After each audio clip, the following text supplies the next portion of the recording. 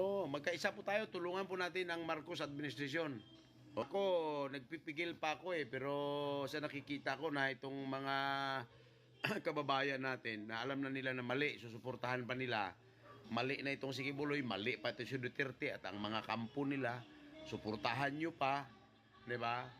O, ako ngayon, sa gabing ito, idideklara ko na, ako ay sumusuporta na sa Marcos administration at tinihikayat ko na ang sambayanang Pilipino na suportahan ang Marcos administration by all means, di ba?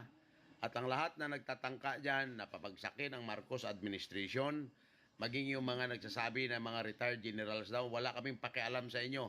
Mga sir, di ba? Ako ginagalang ko kayo, pero kung pababagsakin nyo ang kasalukuyang pamamahala na hinalal ng bayan, ang ating Pangulong BBM, ay tayo-tayo pong mag-aaway. O,